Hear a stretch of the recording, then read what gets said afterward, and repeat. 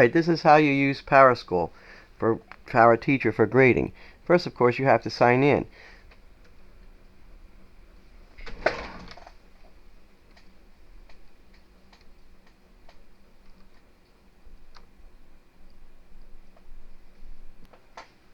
Once you're signed into Powerschool, then you have to come over and do Launch Gradebook.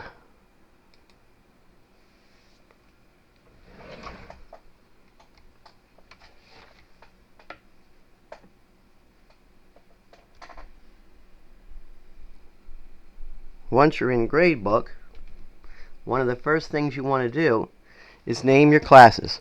So over here, in this, on the top left, usually we'll just say art, art, art, art, art. So what I always do is I select a class, I look at who's in the class so I know what it is. Then I go over to class content. Click on class content.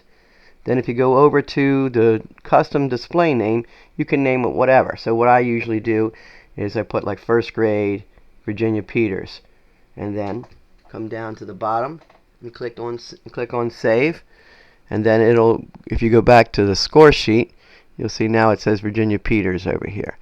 And so I've done that for all my classes. Time to add an assignment. Okay, so here I am in score sheet, and I have no assignments yet. So I go to the plus,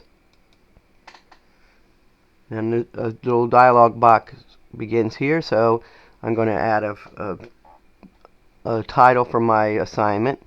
Let's just say it was singing, and it was on September the 11th. Okay, then if I hit the tab button, it'll create an abbreviation, which is fine. I'm hitting the tab again, going to the category.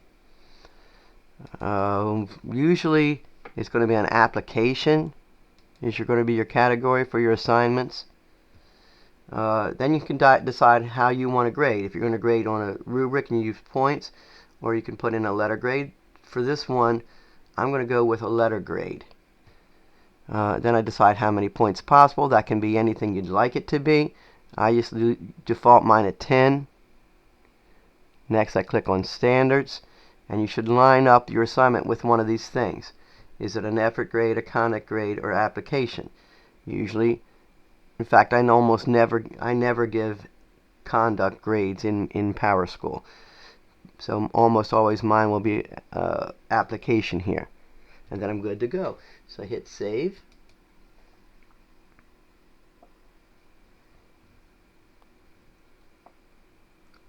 And now I have an assignment. So I'm going to come up here and close this box.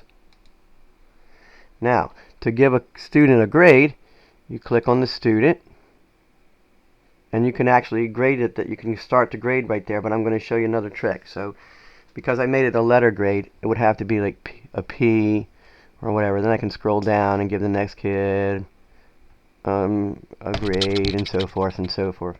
PGSIN, whatever. Another trick though is if you click on them, if you can click on the right click, you go down to fill scores. This is a neat little gadget.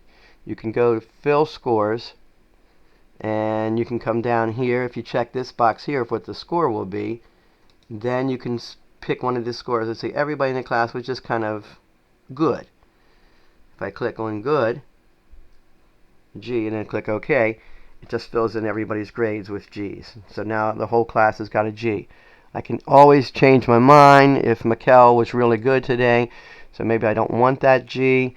I can go in there, select her, hit the delete button on my keyboard, and replace hers because she was really good. I'm going to give her a V. And there you go.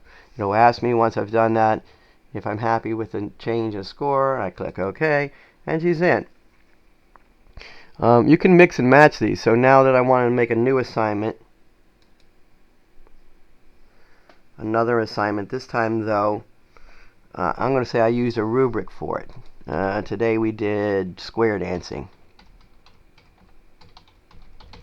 and I had a rubric.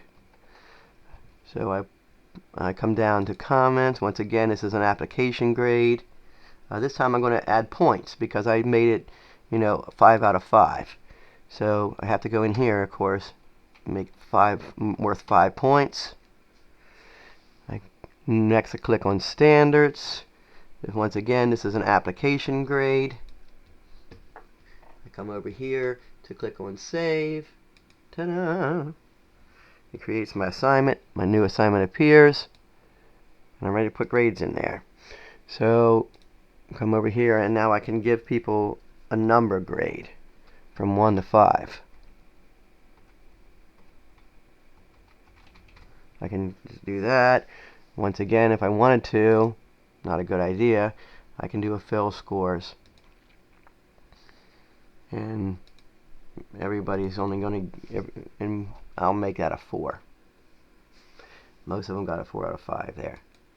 Notice that it did not, the scores that I already put in, it left those alone. It just filled in the missing scores.